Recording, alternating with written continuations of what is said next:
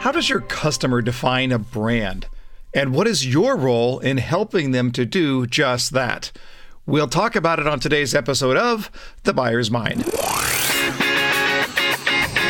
Welcome to The Buyer's Mind, where we take a closer look deep inside your customer's decision-making mechanism to reverse engineer the perfect sales presentation. Now, please welcome your host, Jeff Shore. Well, welcome everyone to The Buyer's Mind, where we investigate exactly what is going on in the minds of prospects who are considering a purchase decision.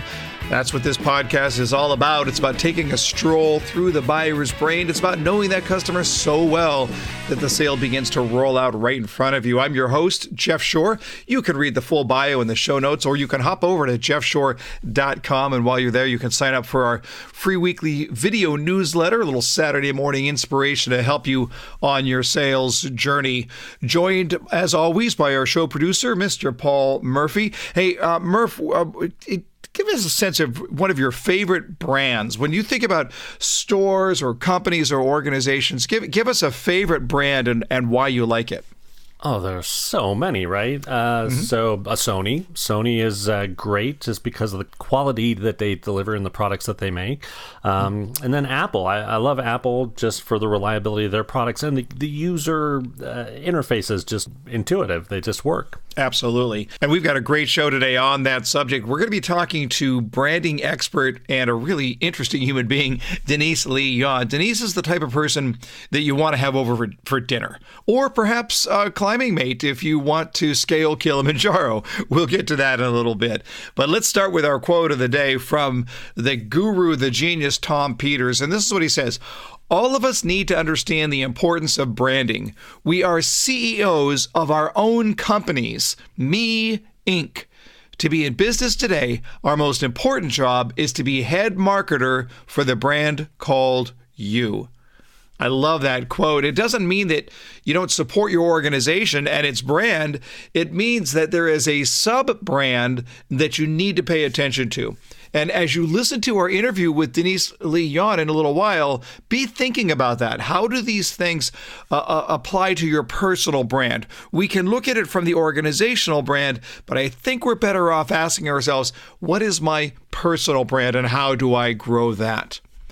Well, we want to let you know that the podcast is brought to you in part by our good friends over at Home Street Bank. Not just our show sponsor, this is also my lender of choice. I used Home Street in my last home purchase, and I have to tell you, smoothest transaction I've ever had, and I've purchased quite a few homes. Professional, dependable, great rates, great service. If you're a real estate professional, you're just not going to find anyone better to take care of your clients. So they can do it all. Banking, home loans, credit lines, you name it. Go to homestreetbank.com to learn more. That's homestreetbank.com. So here's our tip of the day, and it is consistent with our theme. The tip is to find your branding niche. So here's the question. What are you doing to stand out? Even in a very small way. How are you differentiating your personal brand?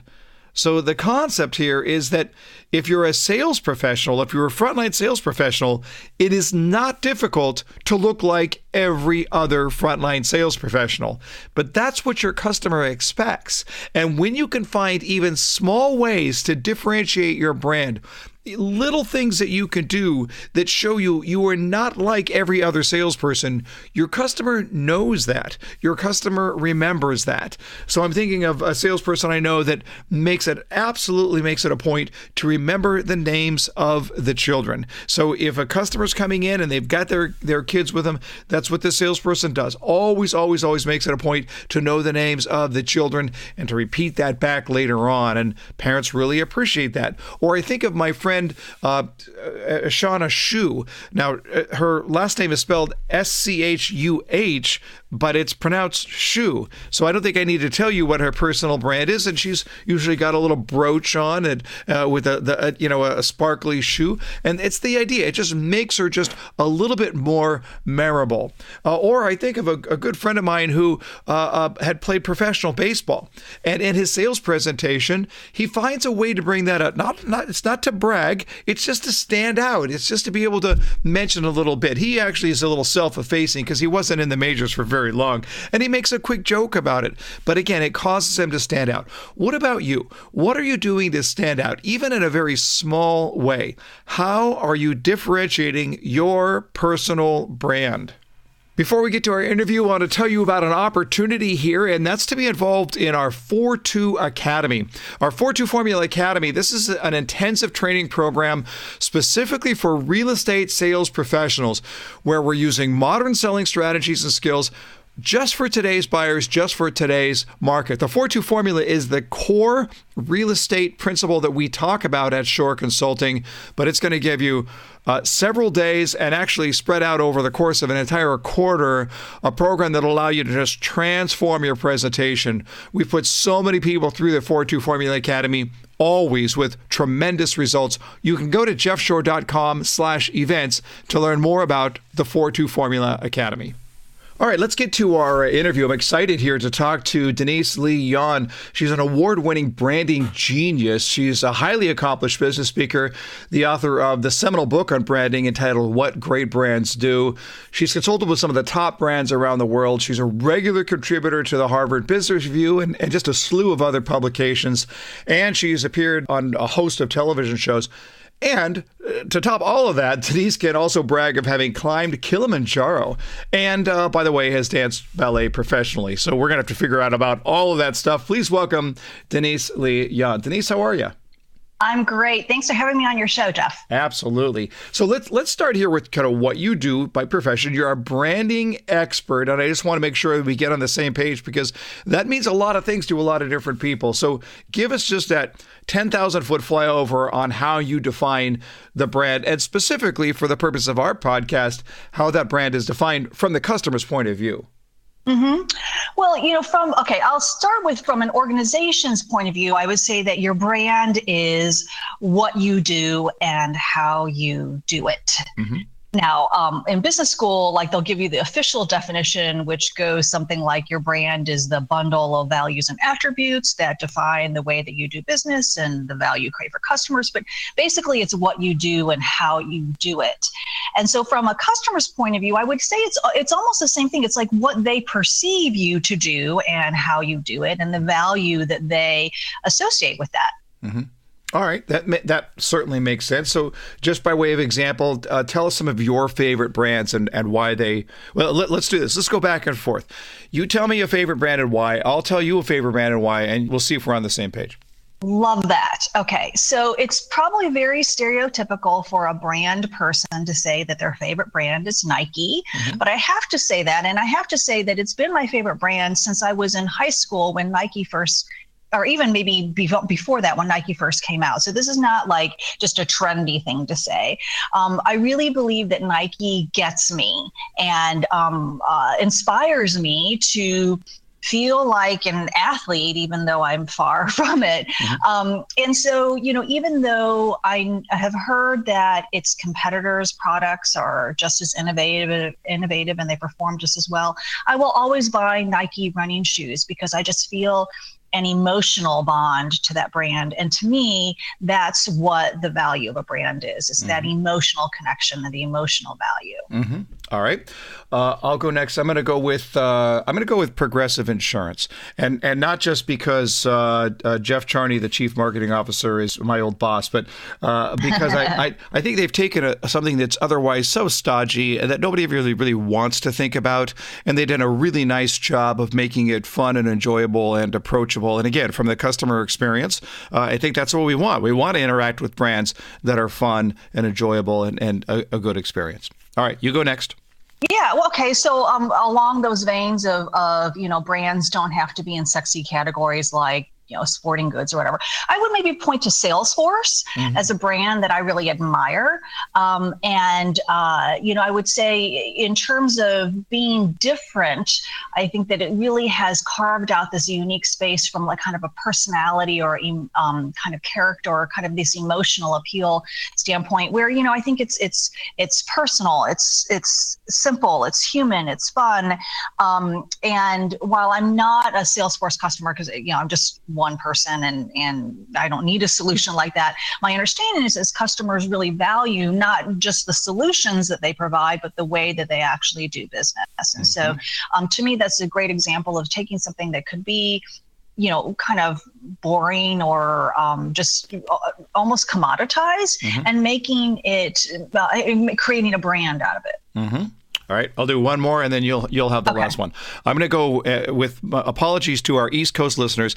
I'm going to go with In-N-Out Burger, and here in California we love our In-N-Out, but I'm going to stay away from the idea whether or not it's the best burger out there. What I love about it, as it relates to brand, is that it is so well replicated wherever you go. It is the same experience, and this is a company that does not advertise hardly at all. They don't put their name out there and say, trust us, this is our brand. That brand is absolutely created by the customer's definition based on the experience, but they've replicated it and duplicated it so many times that the brand sticks in you. You know what to expect and you're not disappointed. Okay, so thanks for making me drool, like just the thought of an In-N-Out burger is like me really hungry. Yeah. And just for those who aren't familiar with In-N-Out, I mean, there's always a line, and there's just this kind of like fanatical following behind the restaurant. So, so I will kind of take a counterpoint almost and say, with apologies to our West Coast friends, I would call Shake Shack a great brand, although I think it is kind of now expanding over into the West Coast. Sure. And in fact, I write about Shake Shack in my book, What Great Brands Do, because, for all the reasons that you just mentioned, the customer experience and just the way that Shake Shack has been able to create this wonderful customer experience consistently across all their restaurants. But, I think that having spoken and spent some time with Randy Garutti, the CEO, they are very thoughtful and committed to what they stand for and the kind of customer experience they want to create and the kind of employee experience they want to create as well. And so to me, they have, all these different ways that they stand out and are different and create value for everyone who's involved with their business. Mm-hmm. When we look at those 5 examples, I find it very interesting that we picked 5 examples where and we didn't talk about this, we didn't plan it out in advance, but ultimately what you find here is that there's a brand that the organization would like to have, and then there's a brand that the customers ascribe to an organization. So, right now, I almost have to apologize because it's just so easy to pick on this brand, but the CEO of United Airlines has a very different image in his mind of what the brand is than what you're going to find for most of the customers. Is it safe to say that the best companies are the ones where there is brand alignment? That is, that the brand that the customer, that the organization would like to project is in fact the brand that the customers experience? That's a great way to put it. And I would say that the key to closing that gap, or what these companies who don't have that gap have, is a culture, a company culture that is aligned with their brand. And that's actually the topic of my next book, which I know we're not here to talk about today. But really, it's if you are on the inside what you aspire to be on the outside, then there is no gap. There is no disconnect, and you can be not only authentic, so both your employees and customers trust you and know that, you are doing what you say you're going to do. But you also have a more sustainable platform for differentiation and value creation, because you're doing something very different and people can't copy that. So, people can say, oh, we've got the best burgers, and for a while they might be able to fool people into thinking that. But at the end of the day, if you don't have that culture, and that culture doesn't manifest itself in this customer experience, then you don't have that brand. So I think you're absolutely right. It's the alignment, integration of brand and culture that creates this seamless identity for a company. So much of our audience is made up of frontline sales professionals. To what degree do those people affect the brand identity? How much of this do we own as individuals? Because we tend to think of brand, we tend to think of corporate branding, and we think, the Nike swoosh and the iconic Coca-Cola cursive, but it's so much more than that. To what degree do frontline salespeople affect that brand identity? I think a great degree, a very large degree. And, that's simply because in many ways, what you're selling, and I'm thinking kind of more in like the B2B space where you're selling software or some sort of technology or some sort of industrial product, the person you're selling to, you really are a representative of the brand. You are the brand to them. And so that's why I talk a lot about how the best salespeople are really brand evangelists, because they have both the opportunity and I think the responsibility to really embody this brand, believe in it so much, believe that what they are offering to their customers is the absolute right thing for them. And they make sure that their customers understand that and really understand why. And so I think that there's so much influence that a salesperson has on the understanding and value that a customer ascribes to a brand. Mm-hmm. Let's talk about the book, What Great Brands Do. And this is a book that has been just very, very highly reviewed with very positive responses.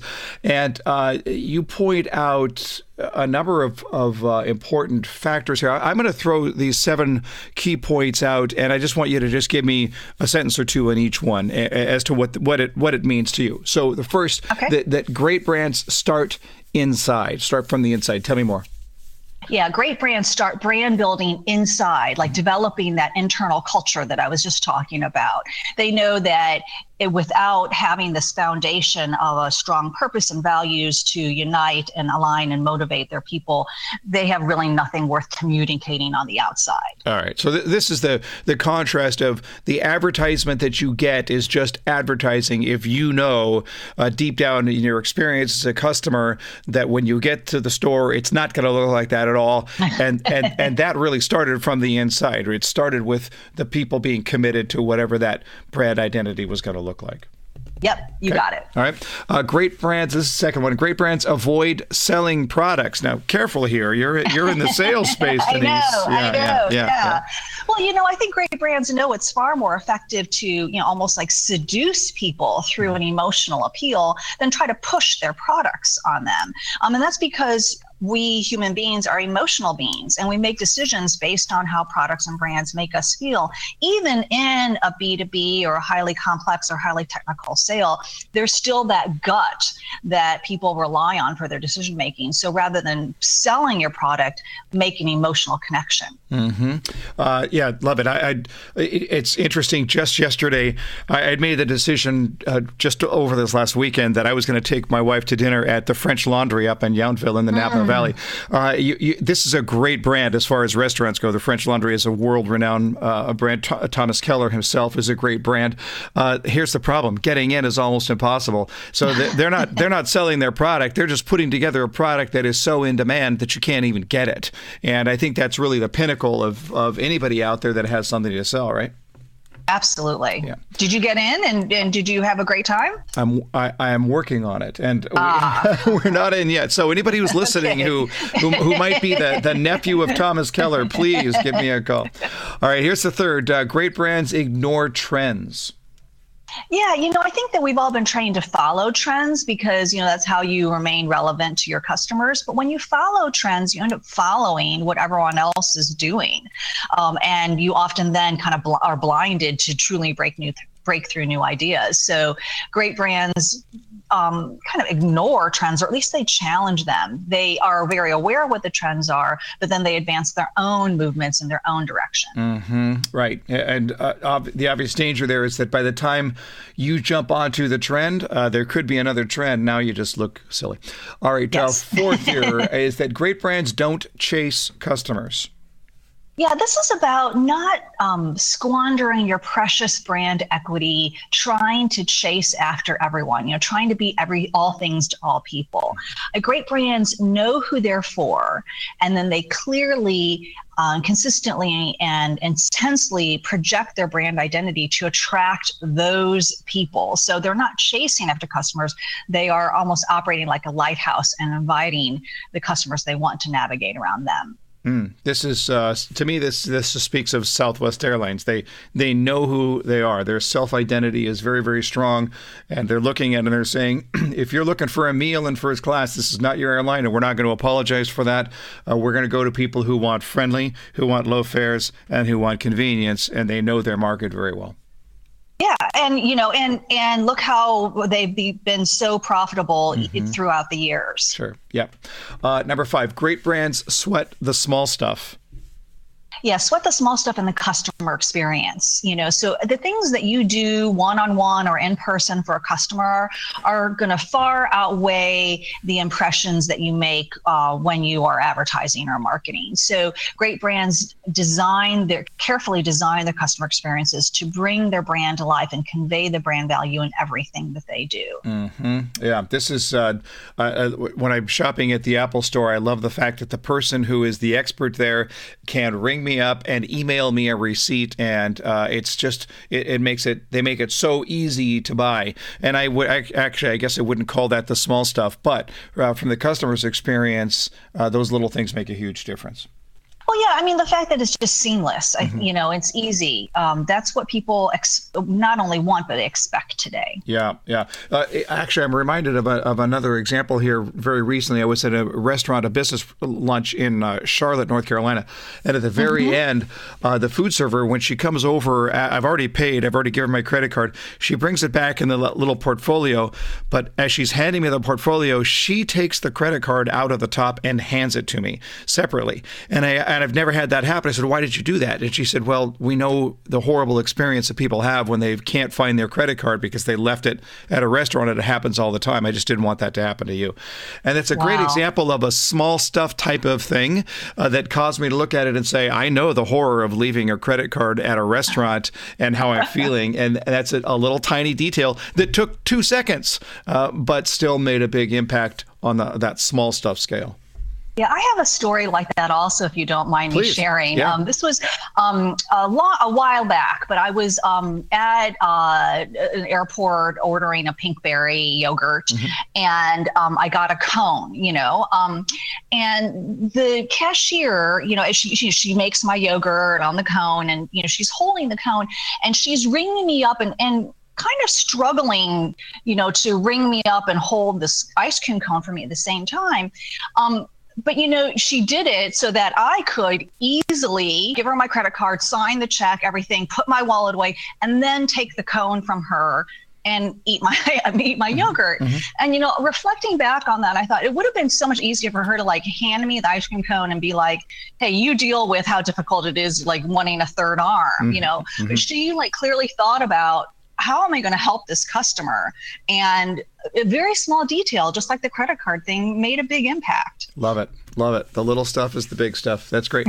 Number 6, great brands commit and stay committed. Yeah, so commit and stay committed to the core of your brand. It's so easy to get off track.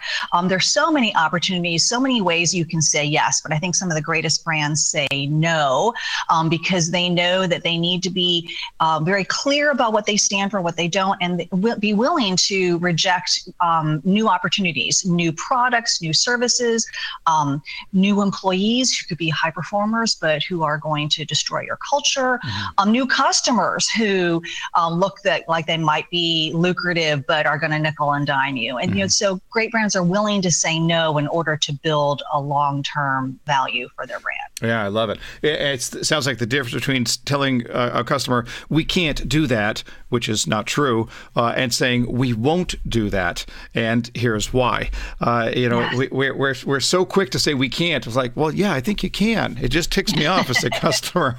I would rather you tell me you won't and give me a reason why. So. All right. And then finally, great brands never have to give back. That's an interesting one. Tell me about that. Yeah, and please don't misunderstand me. There's nothing wrong with giving back. It's good to give back. But I think that great brands have asked themselves, why merely, do good when we can actually be great. So it's not a matter of, trying to make a charitable donation or engage in some sort of philanthropic activity, but it's about how do you design and run your business so that you make a positive impact on society and the environment, so that you are creating value in the very way you run your business, as opposed to kind of taking with one hand and then giving back with the other. Mm-hmm. So this is the organization says, well, yes, it's true, we treat our people like crap, but we just wrote a big check to this hospital or whatever, so it's all good. There's far too many of those. Yeah, I think you're right. Yeah. Do you ascribe to the concept of a personal brand being distinct from an organizational brand? Well, yes. I mean, these principles, these brand building principles we just went through, apply to a personal brand. But like, for example, as a salesperson, you not only are building your own personal brand, but you're also then representing your organization brand. And while I think that they should be and can be very complementary, they are distinct. So I think you need to be thinking about, what is the value that you contribute specifically as an individual, salesperson, and then what is the value that the organization contributes as well. Yeah, it's interesting. I'll meet salespeople from time to time who are clearly out of alignment. Their personal their values, their what they stand for reflects into their brand, and oftentimes they find that it is at odds with their own organization. And I'm like, run, don't walk, run. Yes. If there's a misalignment on the brand, you're never going to succeed, and you're certainly not going to do your best work. Right. And that goes back to this whole concept of being a brand evangelist. If you go back to like where evangelism, the term came from, it was back, when Jesus and his disciples and blah, blah, blah, whatever. But they truly believed in what they were, quote unquote, selling. Right. Mm-hmm. They truly believed that the world would be better and that people would be better if they believed in their message. Mm-hmm. And I think as a salesperson, you need to believe that as well. And to your point, if you don't, you're probably not in the right job. You wrote on a blog recently that with the topic that shopping is a form of self-expression. Can you elaborate on that a little bit? Oh, wow. Yeah. Okay. So, I think that there's so many ways that you can, quote unquote, shop today, that the choices you make reflect your personal values. Mm-hmm. Think about like how different yelling out an order to Alexa as you are walking out the door mm-hmm. is from, making a trip to a shopping mall and going through a bunch of, stores looking for what you want, versus, searching on your phone while you're riding the bus for something, versus going to a bespoke store that you love and that they know you by name and they provide you personal service. Mm-hmm. All of those say different things about you as a person and as you as a shopper.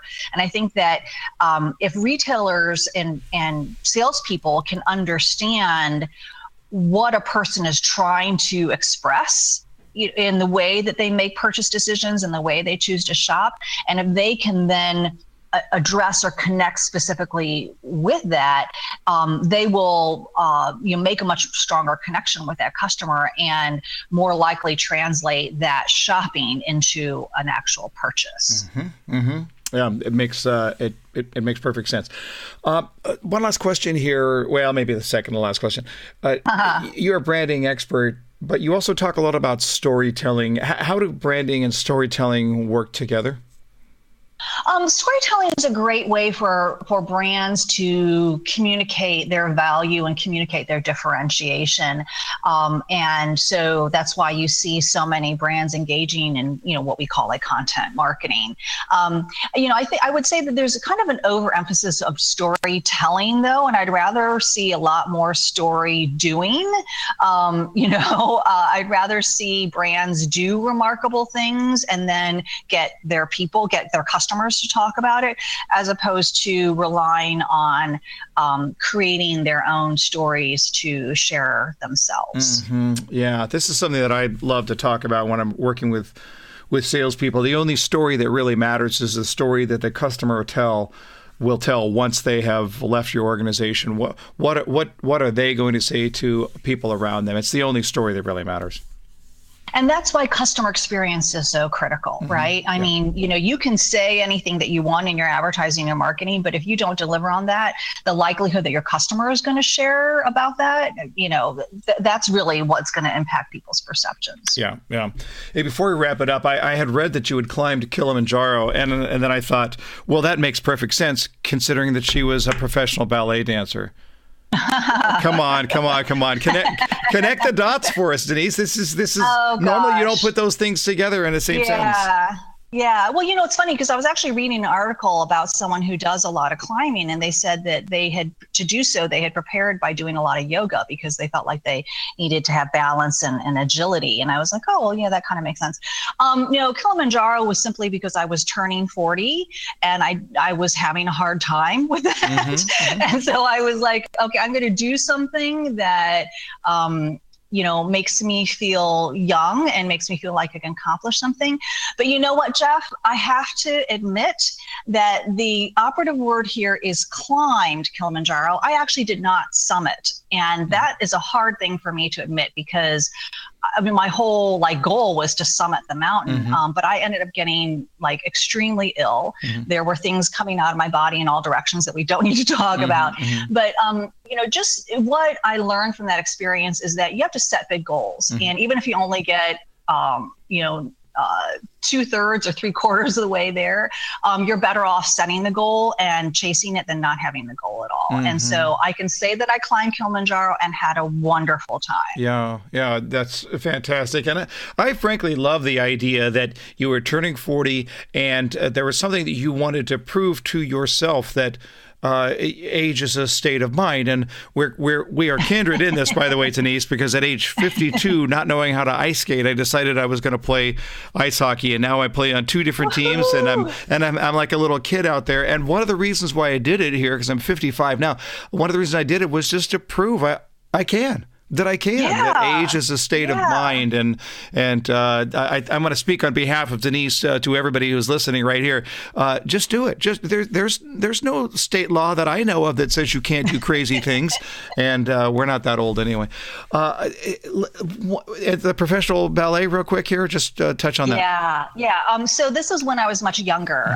As a child, almost, I had danced professionally when I was growing up in St. Louis, Missouri, with the St. Louis Ballet Company. That was the most awesome experience, not only because it taught me discipline and focus. As a young girl, the most important thing is to learn how to hold still and be focused or whatever. But it really got me comfortable with being on stage. And so now, as a professional speaker, I love being up there and I love inspiring and teaching people. And I really draw upon that experience of being on stage for so many years. Yeah, that's fantastic. That is just great. You sound just a fascinating person who just wants to just live every day to the full. I love it. Denise Lee Yohn, you can follow her. We'll put this in the show notes, but it's Denise, LeeYohn.com, DeniseLeeYohn.com. And there you're going to figure out how to follow her on Twitter and LinkedIn and everywhere else. You can also see her writing in Harvard Business Review, Forbes, Business Insider, all over the place. You can also hop over to Amazon to buy any of her outstanding books. Denise, such a great pleasure having you on this show. Thanks so much. Thank you, Jeff. All right, Murph, don't you love Denise's energy?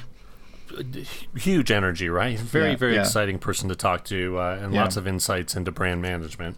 Right. I just, there was a lot of things that you shared in the content that were inspiring to me, but I'm always inspired by people who just carry themselves with that obvious energy. You could just tell that there's a joy in her voice that was really, really great to hear. But now that said, I love some of the deeper dive discussions on brands, and it's funny. I think as consumers, we are all, our own sort of brand evaluators. We're constantly looking to determine what makes a brand great.